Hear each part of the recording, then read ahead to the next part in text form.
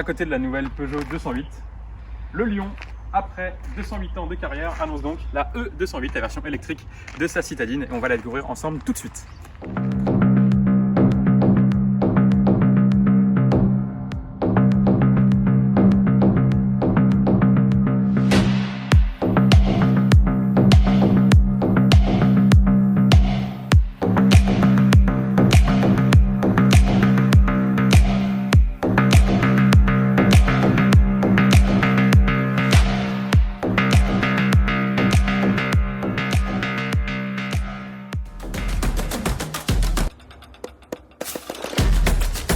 Allez, on va faire un petit tour de la Peugeot E208, qui est donc un modèle intégré à la gamme 208 et pas un modèle à part entière.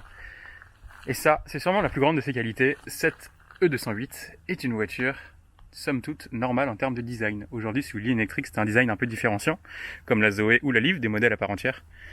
La 208, pas du tout. C'est une voiture comme une 208 essence, à quelques différences près quand même au niveau stylistique. On va faire le tour ensemble. Déjà, vous avez donc le petit badge E, sur ce très beau blanc nacré. Ensuite, vous avez des jantes pleines, donc qui favorisent bien entendu les économies d'énergie. À l'arrière, le badge E208 toujours. Alors moi je trouve que cet arrière il passe beaucoup mieux en blanc, que le contraste avec le bandeau noir est renforcé, et je trouve ça plus sympa. Pas de pot d'échappement, bien entendu. Vous voyez, on est dans une version GT, donc GT c'est le plus sportif et le plus haut de gamme aujourd'hui dans la gamme 208. Et la seule à avoir ce petit badge pour le moment, c'est la version électrique. Donc il faut aussi voir sur les arches de roue, ici, le noir laqué. Donc ça, toutes les E208 auront cette petite partie noir laqué. Et à l'avant, on a donc une calandre pleine qui reprend le coloris extérieur de la voiture. Donc si vous avez la voiture rouge, la calandre elle est rouge. Là on a une voiture blanche, donc la calandre elle est blanche. Tout en pureté, ce design, et en modernité. Je trouve que ça lui va bien, moi. Allez, on va faire un petit tour à bord de notre E208. Donc, qui arbore sur ses ailes le logo E bleu. À bord, globalement, bien entendu, la planche de bord de la 208, avec quelques spécificités d'interface, bien entendu. Et des sièges spécifiques très très beaux. Alors moi j'adore. On a une espèce de petite suédine type Alcantara ici que j'aime beaucoup. Ici du tissu. Ici du cuir et des surpiqûres vert fluo. J'aurais plus vu des surpiqûres bleues puisque les logos sont bleus à l'extérieur, mais je trouve ces sièges absolument magnifiques et très confortables en plus. Donc les spécificités s'arrêtent là en l'occurrence, et le petit sélecteur de vitesse ici permet maintenant de choisir parmi deux types de freinage régénérateur. Qu'est-ce que vous en pensez vous de cet intérieur de 208? Plutôt technologique, hein? Dites-nous en commentaire. Dès la conception même de cette Peugeot E208, le constructeur a pensé à la faire en électrique. C'est-à-dire que vous voyez, on n'a aucune gêne et aucun manque d'habitabilité du fait des batteries, puisqu'elles sont placées dans le plancher. Donc on a exactement la même habitabilité que dans une 208 traditionnelle. Idem pour le coffre, qui n'est déjà pas énorme, il faut le dire, mais qui n'est pas du tout empiété par les batteries. Donc ça c'est un très bon point de Peugeot, de permettre une aussi bonne habitabilité tout en ayant mis les batteries dans le coffre. Peugeot E208, et on part avec les batteries pleines. Et les batteries pleines nous annoncent 320 km d'autonomie. Bon, on va pas pouvoir rouler 320 km, en l'occurrence ce matin on va faire quelques dizaines de kilomètres pour se rendre compte de la première voiture réellement électrique de Peugeot et de cette nouvelle citadine en version électrique. Comme dans la 208, nous avons donc le nouvel iCockpit avec sa petite vision 3D. Et on peut ici avoir pas mal d'informations en plus, notamment vous voyez, sur la droite, ici on a la petite barre avec la répartition de l'énergie. Donc si on consomme de l'énergie, si on roule en mode éco, ou si au contraire on recharge les batteries en décélération. Donc comme dans toute bonne voiture électrique, bien sûr il y a un freinage régénérateur qui peut être réglable via le levier qui est juste ici. Donc D ou B, où on peut forcer plus ou moins le freinage. En l'occurrence, quand on lâche la pédale d'accélérateur, ça freine automatiquement et ça recharge les batteries. Sur l'écran principal, on peut aussi suivre pas mal de choses. On a ici les statistiques de charge. On peut activer une charge différée avec des horaires prédéfinis. On a nos statistiques de roulage avec la consommation en kWh. Et ici, on a la répartition des flux qu'on verra en roulant avec bien entendu les batteries qui entraînent les roues avant. Au niveau de l'ordinateur de bord, on peut choisir parmi différents écrans. Et donc, on a en l'occurrence les écrans standards, donc le cadran. On a également un écran bien sûr navigation qui permet d'avoir son tracé en direct.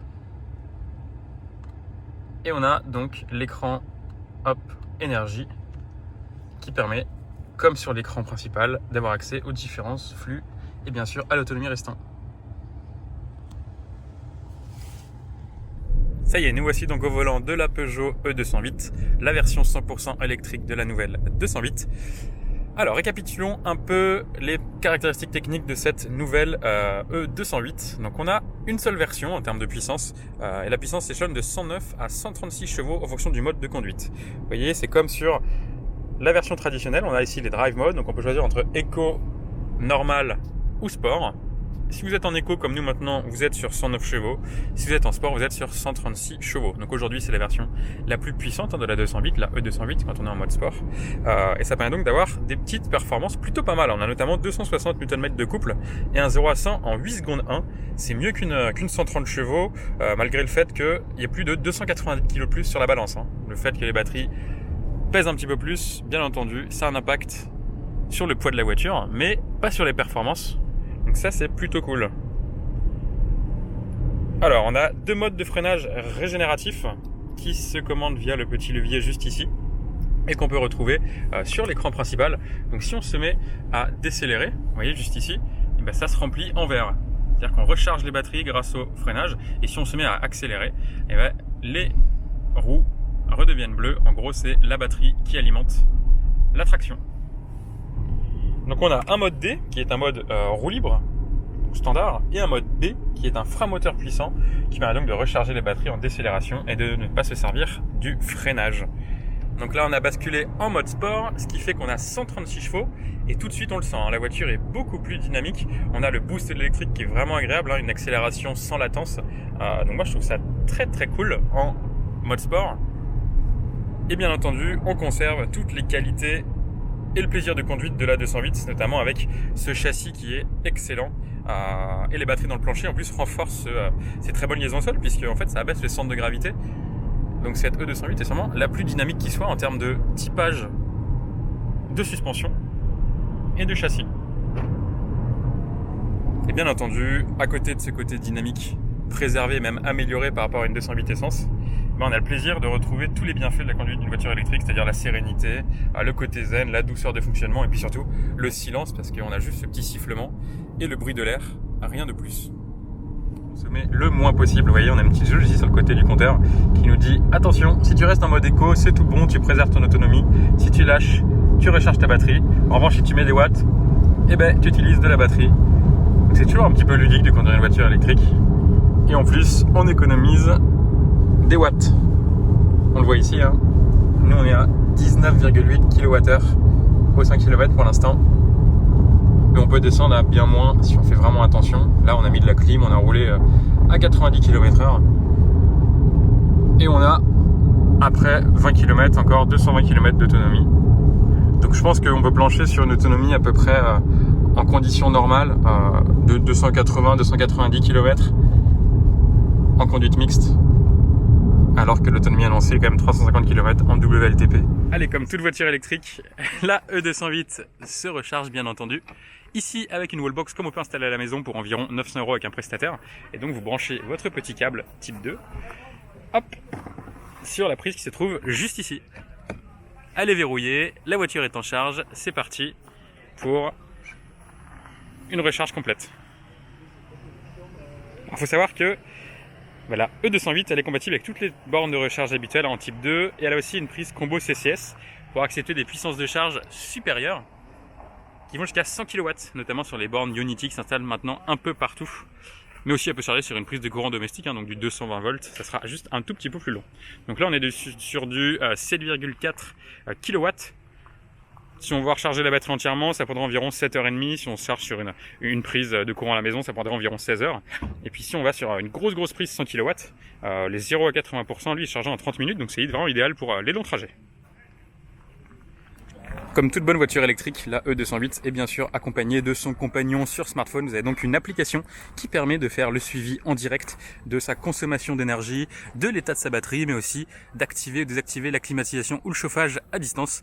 Donc vraiment le premier première incursion de Peugeot dans l'électrique se fait de façon complète. Ils n'arrivent pas comme ça en se disant on va jauger, on va voir si ça marche. Non, non.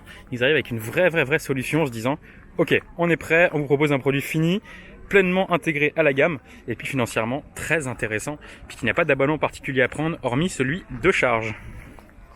Pour accompagner ses clients du mieux qu'ils peuvent dans la nouvelle aventure électrique que Peugeot se fixe, le constructeur prend vraiment ses clients par la main et les accompagne avec des solutions proposées dans les concessions, des solutions assez innovantes, mais plutôt sympas je trouve. Il y a notamment le fait d'avoir des partenariats avec des prestataires sélectionnés pour installer ces fameuses wallbox, les chargeurs.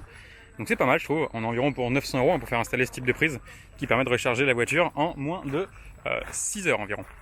Ensuite, on a aussi un abonnement de charge qui est clé en main dans l'application Free2Move, qui est l'application de Peugeot, qui permet donc de voir tous les chargeurs à disposition et de planifier son trajet en fonction de l'autonomie. Mais aussi, on a quelque chose de plus innovant, mais de très insolite. On est conscient que aujourd'hui l'électrique, c'est vraiment une voiture faite plus pour la ville et les trajets moyens à court. Et donc, si vous avez un jour besoin d'une longue autonomie sur votre voiture, et vous quittez l'électrique et vous allez pouvoir louer une voiture chez Peugeot, un SUV, une 508, une 208 thermique, pour ne pas avoir à dépendre de votre voiture électrique. Bon, c'est un demi-aveu. On voit donc que l'autonomie n'est pas encore top pour faire des très longs trajets, mais au moins Peugeot permet ce service donc de se passer de son électrique pendant quelques jours, le temps d'une location d'une voiture thermique. Vous dites-nous, vous êtes plutôt de quelle couleur sur la 208 ? Plutôt bleu, plutôt rouge, plutôt grise, plutôt blanche. Moi, en tout cas, j'aime bien le bleu et le blanc. Ça fait vraiment ressortir les lignes de la voiture, surtout avec ces petites calandres colorées. Ce qu'il faut préciser, c'est que la E208, elle n'aura pas normalement des mises à jour logicielles. Comme les Tesla, il n'y aura pas de nouvelles fonctionnalités qui seront ajoutées plus tard à la voiture, contrairement à ce qui peut se faire aujourd'hui sur la référence, la pionnière, la Tesla. Et également, Peugeot demande à ce qu'on vienne tous les 2 ans en atelier minimum contrôler sa voiture. Donc 2 ans ou 25 000 km, une sorte de petite révision. Alors bien sûr, il n'y a pas de moteur, donc il n'y a pas de vidange ou de choses comme ça à faire. Mais ce sera quand même pour contrôler l'état des batteries, les consommables, dont les pneus, les plaquettes de frein, et puis faire un petit check-up général de l'auto. Donc il y a quand même un petit plan d'entretien, contrairement à Tesla où vous laissez la voiture aller au fil de sa carrière.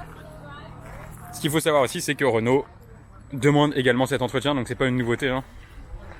Cette E208, elle s'attaque frontalement à sa plus grande concurrente française, bien entendu, la Zoé, qui vient d'être renouvelée également pour une nouvelle génération.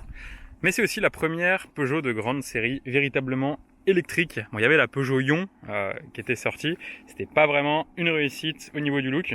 Du coup, le constructeur français a changé sa recette et s'est dit, tiens, si on appliquait une voiture normale et la recette électrique en plus. C'est réussi, voici la E208. Elle a des avantages cette E208 par rapport à une Zoé en l'occurrence. Par exemple, on n'a pas de batterie à louer. Et puis en plus, on a un design de 208 normal, des sensations de conduite identiques en termes de dynamisme à une 208 et des technologies embarquées de pointe. Donc elle a vraiment des beaux arguments à faire valoir, surtout que ces batteries sont aussi garanties 8 ans ou 168 000 km. Donc c'est pas mal.